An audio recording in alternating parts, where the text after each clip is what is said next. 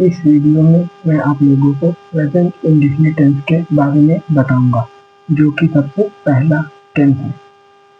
कुल मिलाकर 12 टेंस है, तो ये सबसे पहली वीडियो है टेंस के ऊपर। देखिए, पहले समझ लेते हैं वाक्य कितने प्रकार के होते हैं। देखिए, वाक्य 4 प्रकार के होते हैं। अफर्मेटिव सेंटेंस मतलब कि साधारण वाक्य। दूसरा होता है नेगेटिव सेंटेंस मतलब कि नकारात्मक वाक्य। तीसरा होता है इंट्रोगेटिव सेंटेंस जो कि होता है प्रश्नवाचक वाक्य। और चौथा होता है इंट्रोगेटिव नेगेटिव सेंटेंस मतलब कि इसमें प्रश्नवाचक और नकारात्मक दोनों वाक्य होते हैं। ठीक है, प्रश्नवाचक वाक्य का मतलब होता है उसमें कब प्रयोग कहाँ प्रश्न पूछा जाता है, और जो नकारात्मक होता है उसमें नहीं का प्रयोग होता है, और जो साधारण होता है वो तो बिल्कुल सामान्य ही होता है।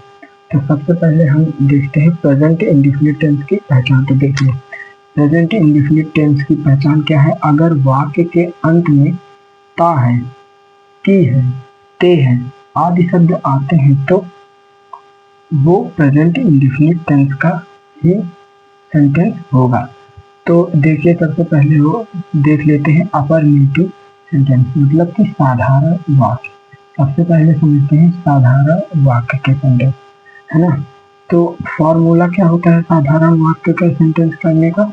सबसे पहले सब्जेक्ट, उसके बाद होगा वर्ब की फर्स्ट फॉर्म मतलब वर्ब प्लस एस या ई एस। देखिए, एस या ई एस का प्रयोग कहाँ होगा, जैसे एक वचन, अगर कर्ता एक वचन है, सब्जेक्ट एक वचन है, एक वचन जैसे कि ही, सी, इट, नेम, तो उसके साथ एस या ई एस का प्रयोग लगेगा। किसके साथ, अगर कर्ता एक वचन है तो उसके साथ एस या ई एस का प्रयोग लगेगा। अगर कर्ता बहुवचन है मतलब कि जो कार्य कर रहा है करता है सब्जेक्ट है वो अगर बहुवचन है तो उसके साथ कुछ भी प्रयोग यहाँ पर नहीं होगा, उसके साथ एस या ई एस का प्रयोग नहीं होगा। अब बहुवचन कौन कौन से शब्द होते हैं, जैसे कि आई हो गया, वी हो गया, यू हो गया, दे हो गया। जैसे टू नेम मतलब कि दो नेम, अगर कहीं पर किसी भी सेंटेंस में दो नेम है तो समझ जाइए कि वो बहुवचन है और इसमें एस या ई एस का प्रयोग नहीं होगा। उसके बाद क्या होता है ऑब्जेक्ट प्लस अदर वर्ड। अब देखिए एग्जाम्पल के माध्यम से समझते हैं, उदाहरण के माध्यम से।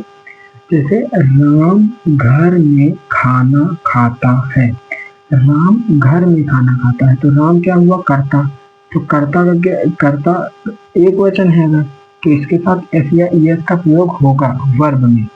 तो पहले राम कर्ता लिख लेते हैं राम। देखिए लिखा है राम, और क्रिया क्या कर रहा है, खाने का क्रिया कर रहा है, खा रहा है, तो खाने की इंग्लिश क्या होती है ईट। और अब देखिए कर्ता एक वचन है तो एस का प्रयोग हुआ, कर्ता एक वचन होता है तो इसमें एस का प्रयोग हुआ। अब देखिए एस का प्रयोग और एस ई एस का प्रयोग कहाँ होता है। देखिए एस का प्रयोग वहां होता है जहां वाक्य के अंत में कोई कॉन्सोनेंट आया हो, मतलब कि कॉन्सोनेंट वाला आप समझ रहे होंगे। वाक्य के अंत में अगर कोई कॉन्सोनेंट, इसके अंत में देखिए कॉन्सोनेंट टी आया है, कितना आया है टी, तो टी एक कॉन्सोनेंट है तो कॉन्सोनेंट के आगे क्या लगेगा एस। और यहीं पर अगर जैसे कि लगता है ओ आ गया होता या ई आ गया होता या ए आ गया होता तो इसके अंत में ई एस लगता है, मतलब कि जो वावेल होते हैं उनमें ई एस लगता है, जो कॉन्सोनेंट होते हैं उनमें एस लगता है। सर आप ये समझ गए। तो अब देखिए क्रिया भी हो गया उसके साथ एस या ई एस भी लग गया। अब क्या कह रहा है ऑब्जेक्ट, ऑब्जेक्ट मतलब क्या, मतलब क्या, अब खा रहा है तो क्या खा रहा है, तो खाना। देखिए द फूड, द फूड। अब अदर वर्ड का मतलब होता है कब, कहाँ, कैसे में, तो ये कहाँ कहाँ खा रहा है, in the house, in the house या होम कुछ भी लिख लो। तो फिर आपको ये समझ में आ गया होगा सेंटेंस। इसी तरह से दूसरा समझते हैं एग्जाम्पल। देखिए वह बाजार जाती है, मतलब कि वह बाजार जाती है। देखिए वह जो है एक वचन है, वह जो है एक वचन है, ये देखिए ही मीन्स होता है वह, सी मीन्स भी वह होता है, लेकिन लड़कियों के लिए सी प्रयोग होता है और लड़कों के लिए ही। तो वह कर्ता जो है वो एक वचन है, एक वचन है, एक वचन। वह की मीनिंग क्या होती है, देखिए लड़की जाती है तो ये लड़की है, लड़की के लिए क्या प्रयोग होता है सी। अब जाती है तो जाना की मीनिंग क्या, क्रिया। देखिए वर्ब लगेगा ना, तो वर्ब क्रिया क्या कर रही है, जाने का काम कर रही है, जा रही। देखिए तो जाने की मीनिंग क्या होती है, गो। अब देखिए इसके साथ एस का प्रयोग क्यों हुआ, क्योंकि कर्ता एक वचन है तो एस का प्रयोग होगा। अब एस का प्रयोग कहाँ होगा, मैंने बताया था, अगर वाक्य के अंत में, मतलब कि मीनिंग के अंत में अगर कि कोई वावल आए। वावल देखिए इसमें ओ है, ओ वावल है, तो इसके अंत में ई एस का प्रयोग हुआ। उसके बाद कहाँ जा रही है, ऑब्जेक्ट कहाँ जा रही है, वह कहाँ जा रही है, तो टू मार्केट, वह बाजार जा रही है या जाती है। कहाँ जाती है, बाजार जाती है। तो इसके साथ टू मार्केट आ गया। अब देखते हैं नेगेटिव सेंटेंस, मतलब नकारात्मक वाक्य। देखिए नकारात्मक वाक्य का फॉर्मूला होता है subject plus do does plus not plus verb की first form plus object plus other verb. अब देखिए सब्जेक्ट, सब्जेक्ट अगर एक वचन है तो डज का प्रयोग, एक वचन में डज का प्रयोग और बहुवचन में डू का प्रयोग। मतलब कि अगर सब्जेक्ट कर्ता एक वचन होगा उसमें डज का प्रयोग होगा, अगर कर्ता बहुवचन है तो उसमें डू का प्रयोग होगा। देखिए एग्जाम्पल, जैसे मोहन, मोहन खाना नहीं पकाता है, क्योंकि नकारात्मक वाक्य है तो इसमें नॉट का प्रयोग हुआ और यहाँ पर नहीं का फॉर्मूला में नॉट का प्रयोग होगा। तो समझ जाइए कि पक्का जो है अब वाक्य में नहीं होगा। तो मोहन, देखिए मोहन एक वचन है तो मोहन एक वचन है तो मोहन लिख दिया गया, और एक वचन है तो एक वचन के साथ डज लग गया, और उसके बाद नहीं नहीं नॉट। उसके बाद क्या पकाता है, वो क्रिया क्या कर रहा है, कुक। तो कुक, इसमें ये का प्रयोग नहीं होगा क्योंकि यहाँ पर क्रिया जो है डू और डज आ गया है, उसमें लग गया है, तो यहाँ पर डज नॉट डू नॉट लग जाएगा। तो इसमें डज नॉट एक वचन में डज नॉट कुक, पकाना तो कुक, उसके बाद क्या पका रहा है, द खाना, द फूड, द फूड, ये हो गया। अब देखिए तुम कक्षा में अंग्रेजी नहीं, तुम कक्षा में अंग्रेजी, सॉरी यहाँ पर नहीं होगा, तुम कक्षा में अंग्रेजी नहीं पढ़ते हो, तुम कक्षा में अंग्रेजी नहीं पढ़ते हो। तो यू, देखिए तुम बहुवचन है तो इसके लिए डू लगा, तो यू डू नॉट रीड, मतलब कि तुम कक्षा में अंग्रेजी नहीं पढ़ते हो, you do not read English in the class, मतलब कि कक्षा में, तो इन द क्लास। और पढ़ना लिखा हुआ है रीड, उसके बाद इन द क्लास, ये हो गया। अब देखते हैं तीसरा इंट्रोगेटिव सेंटेंस, प्रश्नवाचक वाक्य। देखिए इसका फॉर्मूला क्या होता है, क्वेश्चन वर्ड, सबसे पहले क्वेश्चन वर्ड होगा।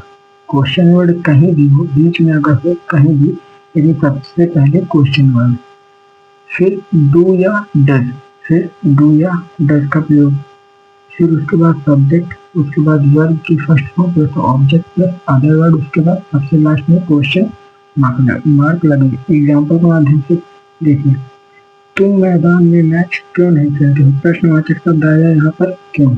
तो क्यों प्रश्नवाचक शब्द, मैंने बताया कि कहीं भी हो, या तो प्रश्नवाचक शब्द बीच में मिलेगा या तो पहले। टेंस में, सेंटेंस में जो है प्रश्नवाचक शब्द या तो बीच में मिलेगा या फिर पहले। तो अगर बीच में मिले तो इसकी क्वेश्चन वर्ड से स्टार्ट, देखिए बीच में मिले तो इसकी मीनिंग से स्टार्ट, तो बीच में मिला तो ये क्यों, तो क्यों की मीनिंग से स्टार्ट क्या होगा, व्हाई, व्हाई मीन्स क्यों होता है। फिर व्हाई से क्या कह रहा है, डू डज, देखिए कर्ता बहुवचन है तुम है, तो इसके लिए डू का प्रयोग मैंने अभी बताया, तो why do, why do, why do. उसके बाद क्या होगा, कह रहा है कि फिर सब्जेक्ट, व्हाई डू, सब्जेक्ट क्या है, यू, तो why do you, why do you, why do you. उसके बाद क्या कह रहा है, क्रिया या वर्ब, तो वर्ब क्या है, खेलना, खेलना भी क्या हुआ, play, why do you play. फिर ऑब्जेक्ट, क्या the match, the match, match को क्या कहते हैं? Cricket, the cricket. फिर और अदर वर्ड कहाँ? मैदान, इन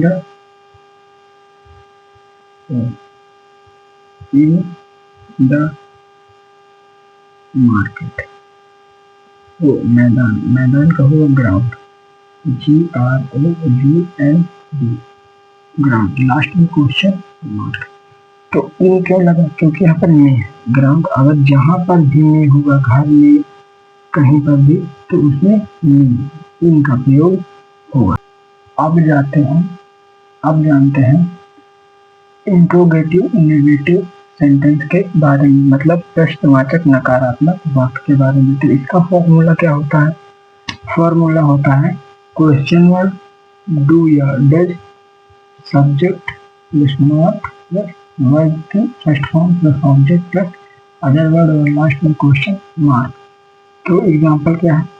क्या सीता पत्र नहीं लिखती है? मैंने अभी बताया कि अगर प्रश्नवाचक शब्द बीच में हो तो उसकी मीनिंग से स्टार्ट, और अगर सबसे पहले हो तो उसकी सहायक क्रिया से स्टार्ट। तो सहायक क्रिया क्या है? डू या डज। और प्रश्नवाचक शब्द कहाँ है? सबसे पहले। तो कहाँ से स्टार्ट होगा? उसकी सहायक क्रिया से, डू या डज से। तो सीता एक वचन है तो उसके लिए डज। उसके बाद है वर्ब, वर्ब क्या कर रही है? उसके बाद क्या है? नहीं, वर्ब नहीं है। उसके बाद है सब्जेक्ट, उसके बाद है नॉट। तो सब्जेक्ट क्या है? सीता, तो सीता। उसके बाद है नॉट, उसके बाद वर्ब लिखती, लिखती की क्या होगा? रीड। तो does Sita not read the letter? क्योंकि वो पत्र क्यों नहीं लिखती है? तो रीड द लेटर। लास्ट में क्वेश्चन मार्क। उसके बाद क्या है? सुरेश बाजार क्यों नहीं जाता है? इसमें देखिए क्वेश्चन वर्ड जो होगा, प्रश्नवाचक शब्द बीच में मिला, तो बीच में उसकी मीनिंग से स्टार्ट। तो मीनिंग क्या होगी? वाई, वाई सुरेश एक वचन है तो डज। उसके बाद सब्जेक्ट सुरेश, उसके बाद है नॉट, उसके बाद जो होता है जाना, जाना क्या होता है? गो। उसके बाद कहाँ? तो टू मार्केट। लास्ट में क्वेश्चन मार्क। उसके बाद है वे खेत में काम क्यों करते हैं? इसका जवाब आप लोग कमेंट में दे दिएगा। और ये वीडियो आप लोगों को पसंद आई हो तो प्लीज़ लाइक करिए, कमेंट करिए और सब्सक्राइब करिए। धन्यवाद।